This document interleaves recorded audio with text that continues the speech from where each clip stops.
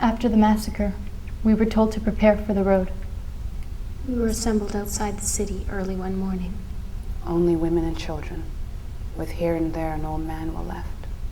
We were to be taken 100 miles across the country. Very few had hopes of surviving this stage of the journey. Civilians were more cruel to the deportees along the road than the soldiers. Some of the treatment suffered by our people from these fanatical residents of small towns was such that I cannot even write of it. The column was made up of 15,000. Very few had personal belongings. Very few had food. Many had managed to hold on to money. These were ready to share what they had with those who had none. Money was the only surety of life on the long walk. The only hope of protection against the lust for killing. It was now late June and very hot. Scores of aged women dropped to the ground. Prostrated by heat and famished for water. The mother of 2 girls was beaten because she fell behind. She fell to the ground and could not get up. Just before sunset, a loud cry went up.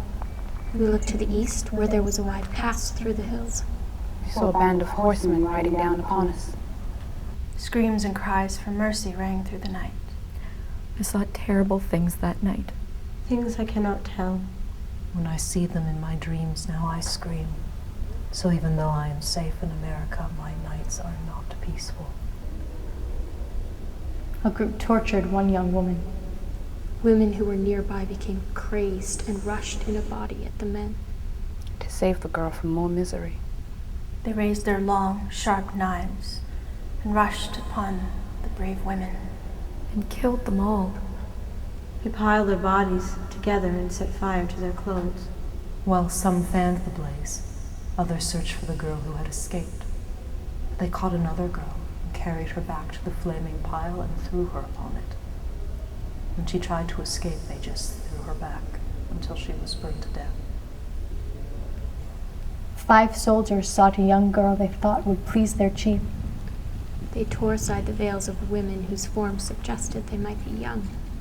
They came upon a girl from the town of Derinda, towards Sevas. She was very pretty.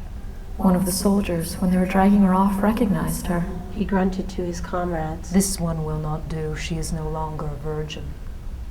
They pushed her aside and sought further. But each girl they laid their hands on after that cried to them, I too am not a virgin.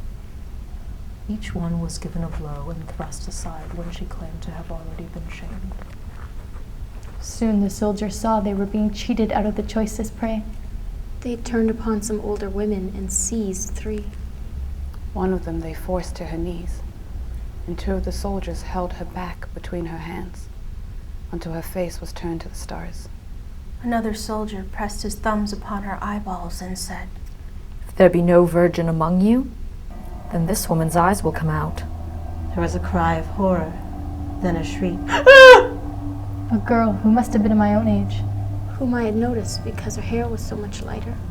Lighter than that of nearly all Armenian girls.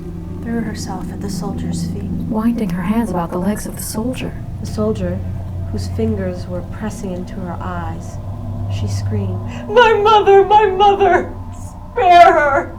Here I am still a virgin! The soldier seized the girl, laughing loudly at the success of their plan. As they lifted her between them, She flung out her hands at the woman, who had fallen in a heap when the soldiers released her. Mother! She screamed, Kiss me! the poor woman struggled to her feet. And reached out her arms. but her eyes were hurt. and she could not see. The girl begged the soldiers to carry her to her mother. I will go and be willing, but let me kiss my mother. but the soldiers just hurried her away. The mother stood, leaning on those who crowded close to comfort her. Then, suddenly, she dropped and sank to the ground. When we bent over her, she was dead.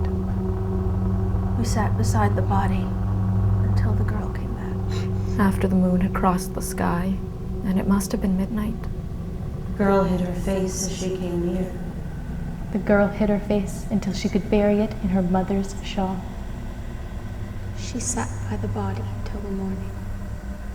When we took up our march again. Every night, such things happened. Other parties along that road had fared the same. Sometimes I count the bodies of exiles that preceded us, until I can count no longer.